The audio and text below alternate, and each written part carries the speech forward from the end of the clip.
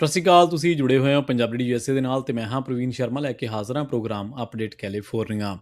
Update California program ਦੇ ਵਿੱਚ ਕੀ ਅਹਿਮ ਤੇ ਕੀ ਖਾਸ ਖਬਰਾਂ ਦੇ ਬਾਰੇ ਜਾਣਕਾਰੀਆਂ ਸਾਂਝੀਆਂ ਕਰਨ ਦੇ ਲਈ ਜੁੜ ਚੁੱਕੇ ਨੇ ਹਰਜੋਤ ਸਿੰਘ ਖਾਲਸਾ ਜੀ। ਹਰਜੋਤ ਸਿੰਘ ਜੀ, ਸਤਿ ਸ਼੍ਰੀ ਅਕਾਲ, ਸਵਾਗਤ ਹੈ ਜੀ।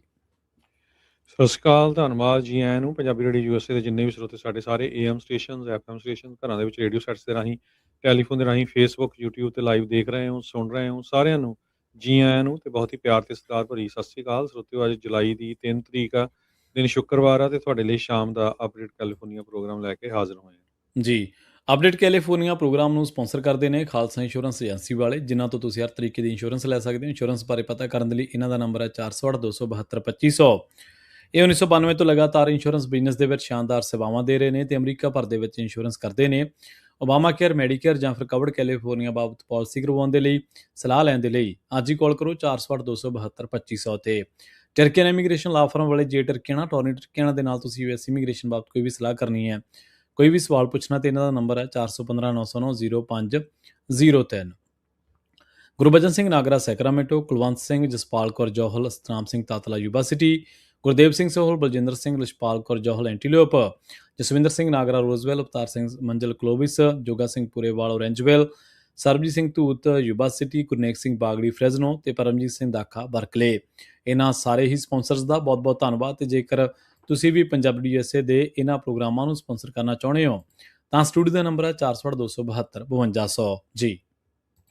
ਅੱਜ ਦੀਆਂ ਖਬਰਾਂ ਵੱਲ ਚੱਲੀਏ ਤੇ ਅਮਰੀਕਾ ਦੇ ਬਹੁਤ ਸਾਰੇ ਸ਼ਹਿਰਾਂ ਦੇ ਵਿੱਚ ਜਿਹੜੀ ਆ ਹੀਟ ਵੇਵ ਬਹੁਤ ਜ਼ਿਆਦਾ ਚੱਲ ਰਹੀ ਆ, ਜਿਹਦੇ ਕਰਕੇ 250ਵੀਂ ਜਿਹੜੀ ਆ ਸੈਲੀਬ੍ਰੇਸ਼ਨ ਆ ਅਮਰੀਕਾ ਦੀ 4th ਜੁਲਾਈ ਦੀ, ਜੀ ਉਹ ਕਈ ਜਗ੍ਹਾ ਦੇ ਉੱਤੇ ਕੈਂਸਲ ਵੀ ਹੋ ਰਹੀ ਹੈਗੀ ਆ। ਪ੍ਰੈਜ਼ੀਡੈਂਟ ਟਰੰਪ ਹੋਣੀ ਜੋ ਮਾਊਂਟ ਰਸ਼ਮੋਰ ਆ ਉੱਥੇ ਜਾ ਰਹੇ ਹੈਗੇ ਆ, ਸਾਊਥ ਡਕੋਟਾ ਦੇ ਵਿੱਚ, ਜਿੱਥੇ ਉਹ ਆਪਣਾ ਸਪੀਚ ਦੇਣਗੇ ਤੇ ਫਾਇਰ ਵਰਕਸ ਨੂੰ ਵਾਚ ਵੀ ਕਰਨਗੇ। ਸੋ ਕਹਿੰਦੇ ਵੀ ਫਾਈਟਰ ਜੈਟਸ ਦੀ ਜਿਹੜੀ ਆਵਾਜ਼ ਤੇ ਮਿਲਟਰੀ ਫਲਾਈਓਵਰਸ ਅੱਜ ਅਮਰੀਕਾ ਦੀ ਜਿਹੜੀ ਕੈਪੀਟਲ ਆ ਉਸ ਨੂੰ ਉਹਨੇ ਪੂਰਾ ਜਿਹੜਾ ਹਿਲਾਇਆ। ਨਿਊਯਾਰਕ ਦੇ ਵਿੱਚ ਨਿਊਯਾਰਕ ਸਿਟੀ ਦੇ ਮੇਅਰ ਜੋਹਰਾਨ ਮਮਦਾਨੀ, ਉਹਨਾਂ ਨੇ ਅਮਰੀਕਾ ਦਾ 250ਵੀਂ ਜਿਹੜੀ ਐਨਵਰਸਰੀ ਆ ਉਹਦੇ ਉੱਤੇ ਆਪਣਾ ਜਿਹੜਾ ਭਾਸ਼ਣ ਦਿੱਤਾ ਤੇ ਉਹਨਾਂ ਨੇ ਕਾਫੀ ਜ਼ਿਆਦਾ ਜਿਹੜੇ ਆ ਇਮੀਗ੍ਰੈਂਟਸ ਦੇ ਹੱਕ ਦੇ ਵਿੱਚ ਜਿਹੜੀ ਗੱਲ ਕੀਤੀ ਵੀ ਅਮਰੀਕਾ ਕਿਸ ਤਰ੍ਹਾਂ ਇਮੀਗ੍ਰੈਂਟ ਦੇ ਬੇਸ ਦੇ ਉੱਤੇ ਬਣਿਆ ਹੋਇਆ ਹੈਗਾ ਆ। ਸਕਾਈ ਹਾਈ ਟੈਂਪਰੇਚਰ ਹੈਗਾ, ਜਿਹਦੇ ਕਰਕੇ ਕਈ ਜਿਹੜੇ ਫੈਸਟੀਵਲਸ ਆ ਕਈ ਜਗ੍ਹਾ ਦੇ ਉੱਤੇ ਕੈਂਸਲ ਵੀ ਕਰ ਦਿੱਤੇ ਗਏ। ਫਿਲਾਡੈਲਫੀਆ ਨੇ ਇੰਡੀਪੈਂਡੈਂਸ ਪਰੇਡ ਜਿਹੜੀ ਹੋਣੀ ਸੀ ਉਹ ਕੈਂਸਲ ਕਰ ਦਿੱਤੀ ਹੈਗੀ ਆ।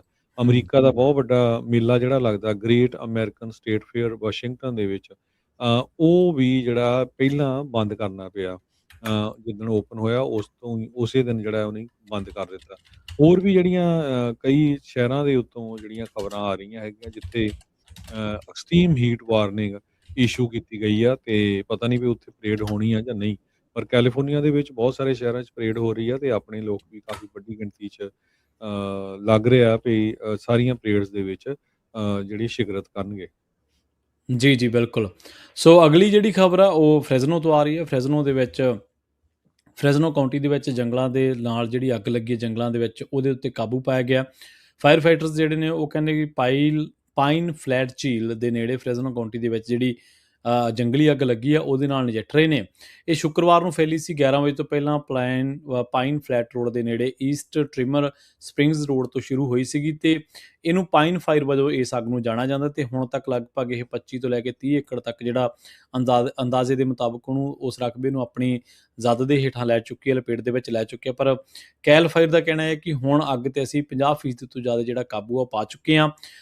ਕਰਮਚਾਰੀਆਂ ਨੇ ਜਿਹੜੀ ਅੱਗ ਦੇ ਅੱਗੇ ਵਧਣ ਤੇ ਰੋਕ ਲਾ ਦਿੱਤੀ ਹੈ। ਫਾਇਰ ਫਾਈਟਰਸ ਅਗਲੇ ਕੁਝ ਘੰਟਿਆਂ ਤੱਕ ਇੱਥੇ ਮੌਜੂਦ ਰਹਿਣਗੇ ਤਾਂ ਜੋ ਅੱਗ ਨੂੰ ਪੂਰੀ ਤਰ੍ਹਾਂ ਕਾਬੂ ਹੇਠ ਰੱਖਿਆ ਜਾ ਸਕੇ ਤੇ ਬਾਕੀ ਬਚੀਆਂ ਜਿੰਨੀਆਂ ਵੀ ਗਰਮ ਚਿੰਗਾੜੀਆਂ ਨੇ ਉਹਨਾਂ ਨੂੰ ਸ਼ਾਂਤ ਜਿਹੜਾ ਉਹ ਕੀਤਾ ਜਾ ਸਕੇ। ਸੋ ਪਹਿਲਾ ਖਦਸ਼ਾ ਇਹ ਜਿਹੜਾ ਉਹ ਹੋ ਗਿਆ ਸੀਗਾ ਵੀ ਸ਼ਾਇਦ ਇਹ ਹੋਰ ਵੀ ਜ਼ਿਆਦਾ ਜਿਹੜੀ ਵੱਧ ਸਕਦੀ ਆ, ਪਰ ਫਿਲਹਾਲ ਇਹਦੇ ਉੱਤੇ ਕਾਬੂ ਪਾ ਲਿਆ ਗਿਆ ਤੇ ਜਿਹੜੇ ਇਹਨਾਂ ਇਲਾਕਿਆਂ ਦੇ ਨੇੜੇ ਤੇੜੇ ਦੇ ਲੋਕ ਨੇ ਉਹਨਾਂ ਨੇ ਸੁੱਖ ਦਾ ਸਾਹ ਲਿਆ ਜੀ। ਇੱਦਾਂ ਹੀ ਐਲਏ ਤੋਂ ਇੱਕ ਖਬਰ ਆ ਰਹੀ ਹੈ। ਐਲਏ ਦੇ ਵਿੱਚ ਇੱਕ ਜਿੱਥੇ ਵੇਅਰ ਹਾਊਸ ਨੂੰ, ਬਹੁਤ ਵੱਡਾ ਜਿਹੜਾ ਵੇਅਰ ਹਾਊਸ ਆ ਉਹਨੂੰ ਅੱਗ ਲੱਗੀ ਸੀ ਤੇ ਉਹ ਹਜੇ ਵੀ ਕਹਿੰਦੇ ਵੀ ਜਿਹੜੇ ਨੇਬਰਸ ਆ ਉਹਨਾਂ ਨੂੰ ਬਹੁਤ ਜ਼ਿਆਦਾ ਜਿਹੜੀ ਧੂਏ ਦੀ ਸਮੈਲ ਆ ਰਹੀ ਆ। ਉੱਥੇ ਫੂਡ ਬਹੁਤ ਸਾਰਾ ਸੀ, 85 ਮਿਲੀਅਨ ਪਾਉਂਡ ਫੂਡ ਸੀ ਉਸ ਵੇਅਰ ਹਾਊਸ ਦੇ ਵਿੱਚ, 85 ਮਿਲੀਅਨ ਪਾਉਂਡਸ ਆਫ ਫੂਡ। ਜੀ। ਤੇ ਉਹ ਜਿਹਦੇ ਵਿੱਚ ਬੀਫ ਵੀ ਸੀ, ਪੋਰਕ ਵੀ ਸੀ, ਪੋਲਟਰੀ, ਸੀ ਫੂਡ, ਉਹ ਸਾਰਾ ਕੁਝ ਜਲਿਆ ਤੇ ਉਹਦੀ ਵੀ ਜਿਹੜੀ ਸਮੈਲ ਆ ਬਹੁਤ ਜ਼ਿਆਦਾ ਜਿਹੜੀ ਆ ਰਹੀ ਆ ਤੇ ਲੋਕ ਜਿਹੜੇ ਆ ਉਸ ਨੇਬਰਹੁੱਡ ਦੇ ਵਿੱਚ ਕੰਪਲੇਨ ਕਰ ਰਹੇ ਆ ਵੀ ਇੰਨੇ ਦਿਨ ਹੋ ਗਏ ਹੈਗੇ ਆ, ਖਾਸ ਕਰਕੇ ਜਿਹੜਾ ਬੋਇਲ ਹਾਈਟਸ ਤੇ ਈਸਟ ਲਾਸ ਐਂਜਲਸ ਵਾਲਾ ਏਰੀਆ, ਵੀ ਉਸ ਨੂੰ ਕਲੀਨ ਨਹੀਂ ਕੀਤਾ ਜਾ ਰਿਹਾ ਹੂੰ, ਹੂੰ। ਤੇ ਏਅਰ ਪੋਲਿਊਸ਼ਨ ਬਹੁਤ ਜ਼ਿਆਦੇ ਆ ਤੇ ਲੋਕਾਂ ਨੂੰ ਜਿਹੜਾ ਸਾਹ ਲੈਣਾ ਵੀ ਜਿਹੜੇ ਸਮੈਲ ਜਿੱਦਾਂ ਦੀ ਆ ਰਹੀ ਆ ਉਹ ਬਹੁਤ ਔਖਾ ਹੋਇਆ ਹੈਗਾ ਆ। ਮੰਗਲਵਾਰ ਨੂੰ ਜਿਹੜਾ ਕਲੀਨ ਅਪ ਕਰੂ ਆ ਉਹਨਾਂ ਨੇ ਕਾਫੀ ਜਿਹੜੇ ਟਰੱਕ ਆ ਭਰ ਕੇ ਜਿਹੜੇ ਉੱਥੋਂ ਬਾਹਰ ਲੈ ਕੇ ਗਏ ਹੈਗੇ ਆ।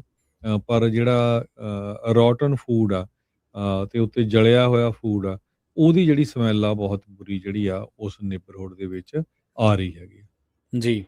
ਅਗਲੀ ਜਿਹੜੀ ਆ ਕੈਲੀਫੋਰਨੀਆ ਦੇ ਜੰਗਲਾਂ ਦੇ ਵਿੱਚੋਂ ਮਾਂ ਧੀ ਜਿਹੜੀਆਂ ਨੇ ਉਹ ਲਾਪਤਾ ਹੋ ਗਈਆਂ ਨੇ। ਕ੍ਰਿਸਟਲ ਮੇਅਰਜ਼ ਮਾਂ ਦੇ ਰੂਪ ਦੇ ਵਿੱਚ ਤੇ ਅਲੈਕਸਿਸ ਮੇਅਰਜ਼ ਜਿਹੜੀ ਆ ਮਾਰਟੀਨੇਜ਼ ਉਹ ਧੀ ਦੇ ਰੂਪ ਦੇ ਵਿੱਚ ਸੈਨ ਗੋਰਗੋਨੀਓ ਵਾਈਲਡਨੈਸ ਜਿਹੜੇ ਇਲਾਕੇ ਨੇ ਉਹਨਾਂ ਦੇ ਵਿੱਚ ਹਾਈਕਿੰਗ ਤੋਂ ਵਾਪਸ ਨਾ ਆਉਣ ਕਰਕੇ ਲਾਪਤਾ ਨੇ।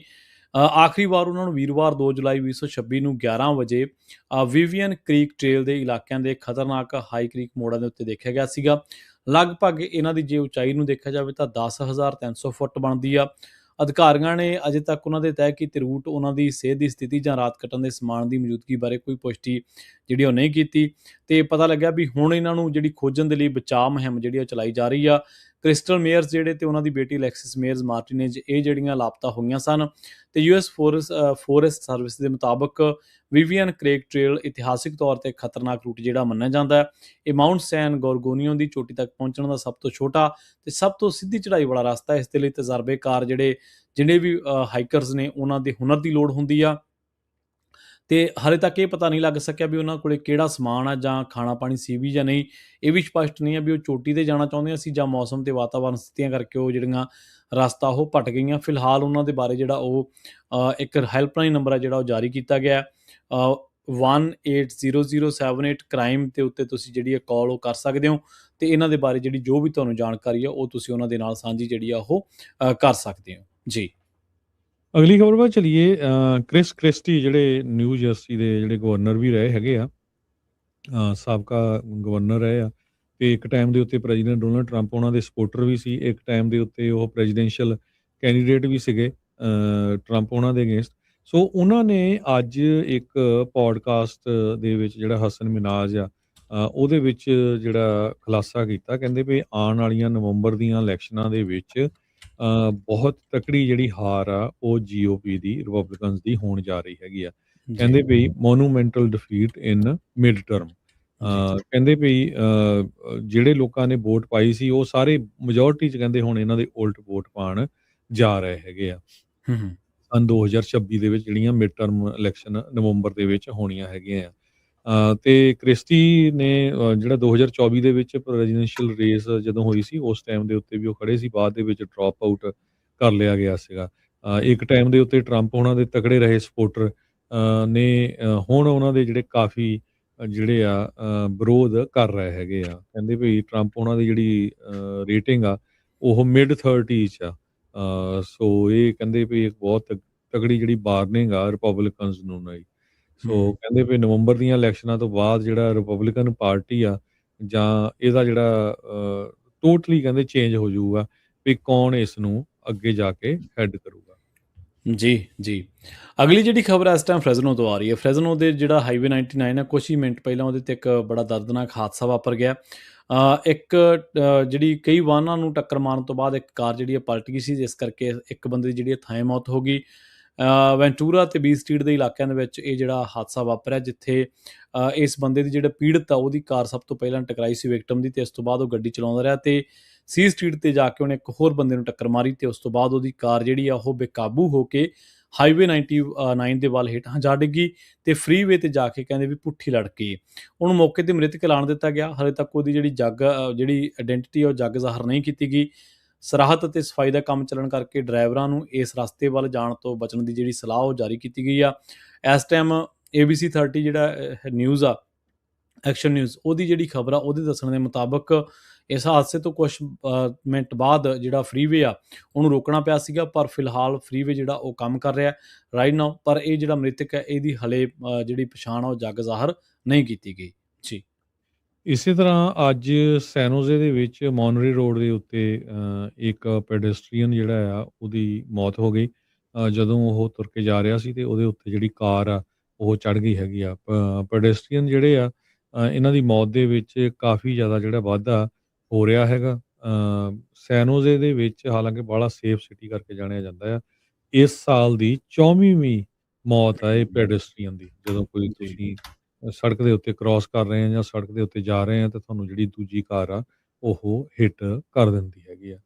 ਜੀ ਜੀ ਅਗਲੀ ਜਿਹੜੀ ਖਬਰ ਆ ਉਹ ਸਿਸਟਮ ਦੇ ਨਾਲ ਜੁੜੀ ਹੋਈ ਆ। ਸਿਸਟਮ ਦੇ ਵਿੱਚੋਂ ਜਿਹੜੇ ਰਾਈਟ ਮਿਲਦੇ ਨੇ ਉਹਨਾਂ ਦੇ ਨਾਲ ਜੁੜੀ ਹੋਈ ਆ। ਜਿਵੇਂ ਆਪਾਂ 4th ਆਫ ਜੁਲਾਈ ਦੇ ਮਾਮਲੇ ਦੇ ਵਿੱਚ ਆਪਾਂ ਕਹਿੰਦੇ ਕਿ ਜਿਸ ਸਿਸਟਮ ਦੇ ਵਿੱਚੋਂ ਅਸੀਂ ਆਏ ਹਾਂ ਉਹਦੇ ਨਾਲ ਜਦੋਂ ਅਸੀਂ ਕੰਪੈਰੀਜ਼ਨ ਕਰਦੇ ਹਾਂ ਤੇ ਕਿਤੇ ਜ਼ਿਆਦਾ ਉਸ ਦੇ ਨਾਲੋਂ ਬਿਹਤਰ ਆ।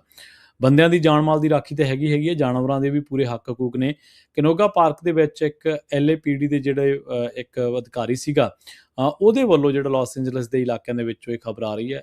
LAPD ਦੇ ਇੱਕ ਅਧਿਕਾਰੀ ਨੇ, ਪੁਲਿਸ ਵਾਲੇ ਨੇ ਇੱਕ ਕੁੱਤੇ ਨੂੰ ਗੋਲੀ ਮਾਰ ਦਿੱਤੀ ਸੀ ਤੇ ਹੁਣ ਜਿਹੜਾ ਮਾਲਕ ਉਸ ਕੁੱਤੇ ਦਾ ਉਹਨੇ ਜਿਹੜਾ ਸਿਟੀ ਆ ਉਹਦੇ ਤੇ ਲਾਸੂਟ ਫਾਈਲ ਕਰ ਦਿੱਤਾ। ਲਾਸ ਐਂਜਲਸ ਦੇ ਵਿੱਚ ਲਾਸ ਐਂਜਲਸ ਪੁਲਿਸ ਵਿਭਾਗ ਦੇ ਅਧਿਕਾਰੀਆਂ ਵੱਲੋਂ ਗੋਲੀ ਮਾਰ ਕੇ ਮਾਰੇ ਗਏ ਕੁੱਤੇ ਦੇ ਮਾਲਕ ਨੇ ਲਾਸ ਐਂਜਲਸ ਸਿਟੀ ਦੇ ਪ੍ਰਸ਼ਾਸਨ ਦੇ ਖਿਲਾਫ ਅਦਾਲਤੀ ਜਿਹੜਾ ਮੁਕੱਦਮਾ ਦਰਜ ਕਰਵਾਇਆ। ਇਸ ਮੁਕੱਦਮੇ ਦੇ ਵਿੱਚ ਉਹਨੇ ਦੋਸ਼ ਲਾਇਆ ਵੀ ਘਟਨਾ ਦੇ ਵਿੱਚ ਸ਼ਾਮਲ ਪੁਲਿਸ ਅਧਿਕਾਰੀਆਂ ਨੇ ਜਾਨਵਰਾਂ ਦੇ ਵਿਰੁੱਧ ਜਿਹੜੀ ਤਾਕਤ ਦੀ ਵਰਤੋਂ ਕਰਨ ਸੰਬੰਧੀ ਵਿਭਾਗ ਦੀ ਨੀਤੀ ਹੈ ਉਹਦੀ ਉਲੰਘਣਾ ਕੀਤੀ ਹੈ। ਇਹ ਮਾਮਲਾ 13 ਜੂਨ ਨੂੰ ਇੱਕ ਅਪਾਰਟਮੈਂਟ ਕੰਪਲੈਕਸ ਦੇ ਵਿੱਚ ਹੋਈ ਇੱਕ ਗੋਲੀਬਾਰੀ ਦੇ ਨਾਲ ਜੁੜਿਆ ਹੋਇਆ। ਪੁਲਿਸ ਨੂੰ ਉਸ ਘਰ ਦੇ ਵਿੱਚੋਂ ਚੀਕਾਂ ਆਉਣ ਦੀਆਂ ਜਿਹੜੀਆਂ ਸ਼ਿਕਾਇਤਾਂ ਮਿਲੀਆਂ ਸਨ, ਪਰ ਇਹ ਸਥਿਤੀ ਉਦੋਂ ਦਿਖਾਉਣ ਦੇ ਵਿੱਚ ਬਦਲ ਗਈ ਜਦੋਂ ਅਧਿਕਾਰੀਆਂ ਨੇ ਜੈਮਸਨ ਨਾਮ ਦੇ ਇੱਕ ਗੋਲਡਨ ਰਿਟਰੀਵਰ ਪੂਡਲ ਮਿਕਸ ਨਸਲ ਦੇ ਕੁੱਤੇ ਨੂੰ ਗੋਲੀ ਮਾਰ ਦਿੱਤੀ, ਜਿਸ ਦੇ ਨਾਲ ਉਹਦੀ ਮੌਤ ਹੋ ਗਈ। ਚਸ਼ਮਦੀਦਾਂ ਦੇ ਮੁਤਾਬਕ ਕੁੱਤੇ ਦੀ ਮਾਲਕਣ, ਜਿਸ ਦੀ ਪਛਾਣ ਮੈਰੀ ਵਜੋਂ ਹੋਈ ਹੈ, ਉਹ ਉਸ ਸਮੇਂ ਨਿਊਯਾਰਕ ਦੇ ਚੈਂਪੀਅਨਸ਼ਿਪ ਦੇ ਜਿੱਤ ਦਾ ਜਸ਼ਨ ਮਨਾ ਰਹੀ ਸੀ। ਇੱਕ ਗਵਾਂਢੀ ਜਿਸ ਨੇ ਇਸ ਜਸ਼ਨ ਦੇ ਵਿੱਚ ਕੋਈ ਐਮਰਜੈਂਸੀ ਸਮਝ ਕੇ 911 ਤੇ ਕਾਲ ਕੀਤੀ, ਉਹਨੇ ਘਟਨਾ ਤੋਂ ਬਾਅਦ ਕਿਹਾ ਵੀ ਖੁਦ ਨੂੰ ਜ਼ਿੰਮੇਵਾਰ ਉਹ ਮਹਿਸੂਸ ਕਰ ਰਿਹਾ। ਪੁਲਿਸ ਦਾ ਕਹਿਣਾ ਹੈ ਕਿ ਕੁੱਤਾ ਅਧਿਕਾਰੀਆਂ ਦੇ ਵੱਲ ਤੇਜ਼ੀ ਦੇ ਨਾਲ ਵਧਿਆ ਤੇ ਉਸ ਤੇ ਹਮਲਾ ਕਰ ਦਿੱਤਾ, ਜਦਕਿ ਪਰਿਵਾਰ ਦਾ ਕਹਿਣਾ ਹੈ ਕਿ ਉਹ ਸਿਰਫ ਐਕਸਾਈਟਡ ਸੀਗਾ। ਮੁਕੱਦਮੇ ਦੇ ਵਿੱਚ ਉਹਨਾਂ ਨੇ ਇਹ ਵੀ ਦਾਅਵਾ ਕੀਤਾ ਕਿ ਜਿਹੜੀ LAPD ਦੀ ਨੀਤੀ ਹੈ ਉਹਦੇ ਤਹਿਤ ਅਧਿਕਾਰੀਆਂ ਨੂੰ ਕਿਸੇ ਵੀ ਜਾਨਵਰ ਦੇ ਵਿਰੁੱਧ ਤਾਕਤ ਦੀ ਵਰਤੋਂ ਕਰਨ ਦੀ ਇਜਾਜ਼ਤ ਸਿਰਫ ਉਦੋਂ ਹੁੰਦੀ ਹੈ ਜਦੋਂ ਜਾਨਵਰ ਤੋਂ ਸੱਟ ਲੱਗਣ ਦਾ ਜਾਂ ਤੁਰੰਤ ਖਤਰਾ ਹੋਵੇ ਤੇ ਅਧਿਕਾਰੀਆਂ ਨੂੰ ਇਸ ਦਾ ਮੁਲਾਂਕਣ ਕਰਨ ਦੀ ਜਿਹੜੀ ਸਿਖਲਾਈ ਉਹ ਦਿੱਤੀ ਜਾਂਦੀ ਆ। ਮੁਕੱਦਮੇ ਦੇ ਵਿੱਚ ਦੋਸ਼ ਇਹ ਹੈ ਕਿ ਜੇਕਰ ਗੋਲੀ ਚਲਾਉਣ ਵਾਲੇ ਅਧਿਕਾਰੀ ਨੇ ਅਜਿਹੀ ਕੋਈ ਸਿਖਲਾਈ ਲਈ ਵੀ ਸੀ ਤਾਂ ਉਸ ਨੇ ਇਸ ਸਥਿਤੀ ਦੇ ਵਿੱਚ ਉਸ ਨੂੰ ਲਾਗੂ ਕਿਉਂ ਨਹੀਂ ਕੀਤਾ। ਪਿਛਲੇ ਮਹੀਨੇ ਪੁਲਿਸ ਨੇ ਇਸ ਦੀ ਘਟਨਾ ਦੀ ਬੋਡੀ ਕੈਮ ਵੀ ਫੁਟੇਜ ਜਿਹੜੀ ਜਾਰੀ ਕੀਤੀ ਸੀ, ਜਿਸ ਤੋਂ ਬਾਅਦ ਜਾਨਵਰਾਂ ਦੇ ਅਧਿਕਾਰਾਂ ਦੇ ਲਈ ਲੜਨ ਵਾਲੇ ਜਿਹੜੇ ਕਾਰਕੁਨ ਨੇ ਜਾਂ ਸਮਰਥਕ ਨੇ ਉਹਨਾਂ ਦੇ ਵਿੱਚ ਭਾਰੀ ਰੋਸ ਜਿਹੜਾ ਉਹ ਦੇਖਿਆ ਜਾ ਰਿਹਾ। ਕੁੱਤੇ ਦੇ ਜਿਹੜਾ ਓਨਰ ਆ ਉਹਨੇ ਅਦਾਲਤ ਤੋਂ ਅਣਪਛਾਤੇ ਮੁਆਵਜ਼ੇ ਦੀ ਜਿਹੜੀ ਆ ਉਹ ਮੰਗ ਇਸ ਸਬੰਧ ਦੇ ਵਿੱਚ ਕੀਤੀ ਹੈ। ਜੀ ਜੀ। ਸੋ ਇਸੇ ਤਰ੍ਹਾਂ ਜੇ ਡੌਗ ਦੀ ਗੱਲ ਕਰਦੇ ਜਾਈਏ, ਕੈਲੀਫੋਰਨੀਆ ਦੇ ਵਿੱਚ ਇੱਕ 7 ਸਾਲਾਂ ਦੀ ਬੱਚੀ ਨੂੰ ਜਿਹੜੇ ਕੁੱਤੇ ਆ ਉਹ ਪੈ ਗਿਆ ਤੇ ਉਹਨਾਂ ਨੇ ਕਹਿੰਦੇ ਵੀ ਉਹਦੀਆਂ ਜਿਹੜੀਆਂ ਲੱਤਾਂ ਵੀ ਆ ਉਹ ਖਾ ਲਈਆਂ ਤੇ ਉਹਦੀ ਸਕੱਲ ਦੇ ਉੱਤੇ ਵੀ ਬਹੁਤ ਜ਼ਿਆਦਾ ਜਿਹੜੇ ਜ਼ਖਮ ਕੀਤੇ ਤੇ ਉਹ ਆਪਣੀ ਜ਼ਿੰਦਗੀ ਮੌਤ ਦੀ ਜਿਹੜੀ ਲੜਾਈ ਆ ਇਸ ਟਾਈਮ ਦੇ ਉੱਤੇ ਲੜ ਰਹੀ ਹੈਗੀ ਆ। ਪੈਟਰੀਸ਼ੀਆ ਨਾਮ ਦੀ ਇਹ 7 ਸਾਲਾਂ ਦੀ ਬੱਚੀ ਨੂੰ ਹੈਲੀਕਾਪਟਰ ਦੇ ਰਾਹੀਂ US ਜਿਹੜਾ UC ਡੇਵਿਸ ਮੈਡੀਕਲ ਸੈਂਟਰ ਆ ਉੱਥੇ ਪਹੁੰਚਾਇਆ ਗਿਆ। ਇਹ ਜੂਨ 27 ਦੀ ਗੱਲ ਹੈਗੀ ਆ। ਉਹਦੀ ਮਦਰ ਜਿਹੜੀ ਆ ਮੋਨਿਕਾ ਐਡਮਿਨਸਟਨ ਉਹਨਾਂ ਨੇ GoFundMe ਪੇਜ ਦੇ ਉੱਤੇ ਲਿਖਿਆ ਹੈਗਾ। ਕਹਿੰਦੇ ਵੀ 6 ਕੁੱਤੇ ਜਿਹੜੇ ਸੀਗੇ ਉਹ ਇੱਕਦਮ ਉਹਨੂੰ ਪੈ ਗਏ। ਬਾਅਦ ਦੇ ਵਿੱਚ ਕੁੱਤਿਆਂ ਨੂੰ ਜਿਹੜਾ ਆ ਐਨੀਮਲ ਸ਼ੈਲਟਰ ਦੇ ਕੋਲ ਜਿਹੜਾ ਆ ਦਿੱਤਾ ਗਿਆ ਹੈਗਾ ਆ। ਟਿਹਾਮਾ ਕਾਉਂਟੀ ਸ਼ੈਰਿਫ ਆਫਿਸ ਜੋ ਹੈ ਇਹ ਰਿਪੋਰਟ ਕਰ ਰਿਹਾ ਹੈਗਾ। ਕਹਿੰਦੇ ਵੀ ਉਹਦੀ ਜਿਹੜੀ ਸਕੈਲਪ ਆ ਉਹ ਰਿਪ ਆਫ ਕਰ ਦਿੱਤੀ ਗਈ ਤੇ ਬਹੁਤ ਸਾਰੇ ਜ਼ਖਮ ਉਹਦੇ ਜਿਹੜੇ ਬੋਡੀ ਦੇ ਉੱਤੇ ਜਿਹੜੇ ਦੇਖੇ ਗਏ ਹੈਗੇ ਆ। ਪੈਟਰੀਸ਼ੀਆ ਕਾਫੀ ਸਟਰੋਂਗ ਗਰਲ ਆ ਜਿਸ ਕਰਕੇ ਉਹ ਰੈਜ਼ਿਸਟੈਂਸ ਪੂਰੀ ਫਾਈਟ ਕਰ ਰਹੀ ਹੈਗੀ ਆ ਆਪਣੀ ਜ਼ਖਮਾਂ ਦੇ ਲਈ, ਉਹ ਠੀਕ ਹੋਣ ਦੇ ਲਈ।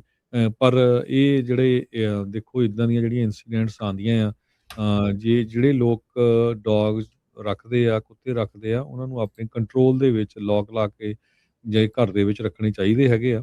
ਬਿਲਕੁਲ ਤੇ ਜਦੋਂ ਕਿਤੇ ਘੁੰਮਣ ਫਿਰਨ ਜਾਣਾ ਤੇ ਬਿਲਕੁਲ ਉਹਨਾਂ ਨੂੰ ਕੰਟਰੋਲ 'ਚ ਹੋਣਾ ਚਾਹੀਦਾ। ਨਹੀਂ ਤਾਂ ਆਮ ਦੇਖੋ ਹੁਣ 7 ਸਾਲਾਂ ਦੀ ਬੱਚੀ ਜਿਹੜੀ ਆ ਵਿਚਾਰੀ ਉਹਨੂੰ ਜਿਹੜਾ ਕਿੰਨਾ ਜ਼ਿਆਦਾ ਜਿਹੜੇ ਉਹਦਾ ਜ਼ਿੰਦਗੀ ਮੌਤ ਦੀ ਲੜਾਈ ਇਸ ਟਾਈਮ ਉਹ ਲੜ ਰਹੀ ਹੈਗੀ। ਜੀ ਬਿਲਕੁਲ। ਅਗਲੀ ਜਿਹੜੀ ਖਬਰ ਆ ਉਹ ਆ ਰਹੀ ਹੈ ਸਿਮੀ ਵੈਲੀ ਦੇ ਇਲਾਕਿਆਂ ਦੇ ਵਿੱਚੋਂ, ਜਿੱਥੇ ਪੁਲਿਸ ਨੇ ਥਾਊਜ਼ੈਂਡ ਓਕਸ ਹਸਪਤਾਲ ਦੇ ਅੰਦਰ ਇੱਕ ਸ਼ੱਕੀ ਨੂੰ ਗੋਲੀ ਮਾਰ ਦਿੱਤੀ ਹੈ। ਉਸ ਤੋਂ ਬਾਅਦ ਭਾਰੀ ਜਿਹੜੀ ਪੁਲਿਸ ਫੋਰਸ ਆ ਉਹ ਤੈਨਾਤ ਕੀਤੀ ਗਈ ਹੈ। ਥਾਊਜ਼ੈਂਡ ਓਕਸ ਦੇ Los Roberts regional medical centre ਦੇ ਅੰਦਰ ਪੁਲਿਸ ਅਧਿਕਾਰੀਆਂ ਨੇ ਇੱਕ ਗੋਲੀ ਚਲਾਈ, ਜਿਹਦੇ ਨਾਲ ਇੱਕ ਅਣਪਛਾਤਾ ਜਿਹੜਾ ਬੰਦਾ ਉਹ ਮਾਰਿਆ ਗਿਆ। ਪੁਲਿਸ ਹਿਰਾਸਤ ਦੇ ਵਿੱਚ ਇਸ ਲਏ ਗਏ ਸ਼ੱਕੀ ਨੂੰ ਇਲਾਜ ਦੇ ਲਈ ਥਾਊਜ਼ੈਂਡ ਓਕਸ ਹਸਪਤਾਲ ਲਿਜਾਇਆ ਗਿਆ ਸੀ, ਜਿੱਥੇ ਉਸ ਨੇ ਸੈਂਟਰ ਦੇ ਅੰਦਰ ਹੀ ਪੁਲਿਸ ਅਧਿਕਾਰੀ ਨੇ ਉਹਨੂੰ ਗੋਲੀ ਮਾਰ ਦਿੱਤੀ। ਸਿਮੀ ਵੈਲੀ ਪੁਲਿਸ ਦੇ ਮੁਤਾਬਕ ਅਧਿਕਾਰੀ ਇੱਕ 46 ਸਾਲਾ ਵਿਅਕਤੀ ਦੀ ਨਿਗਰਾਨੀ ਕਰ ਰਿਹਾ ਸੀ, ਜਿਸ ਨੂੰ ਕਤਲ ਕਰਨ ਦੀ ਕੋਸ਼ਿਸ਼ ਦੇ ਸ਼ੱਕ ਦੇ ਹੇਠ ਹਿਰਾਸਤ ਦੇ ਵਿੱਚ ਲਿਆ ਗਿਆ ਸੀਗਾ। ਉਸ ਵਿਅਕਤੀ ਨੂੰ ਸੱਟਾਂ ਵੀ ਲੱਗੀਆਂ ਸਨ, ਇਸ ਕਰਕੇ ਉਹਨੂੰ ਹਸਪਤਾਲ ਭਰਤੀ ਕਰਵਾਉਣਾ ਜ਼ਰੂਰੀ ਸੀਗਾ। ਸ਼ੱਕੀ ਦੀ ਨਿਗਰਾਨੀ ਕਰਦੇ ਸਮੇਂ ਪੁਲਿਸ ਨੇ ਇੱਕ ਪ੍ਰੈਸ ਰਿਲੀਜ਼ ਦੇ ਵਿੱਚ ਇਸ ਗੱਲ ਦਾ ਦਾਅਵਾ ਕੀਤਾ ਕਿ ਜਦੋਂ ਸ਼ੱਕੀ ਦੀ ਨਿਗਰਾਨੀ ਕੀਤੀ ਜਾ ਰਹੀ ਸੀ ਤਾਂ ਉਸ ਨੂੰ ਡਾਕਟਰੀ ਸਹਾਇਤਾ ਦੀ ਲੋੜ ਪਈ ਤੇ ਉਸ ਨੇ ਹਸਪਤਾਲ ਦੇ ਸਟਾਫ ਨੂੰ ਬੁਲਾਇਆ।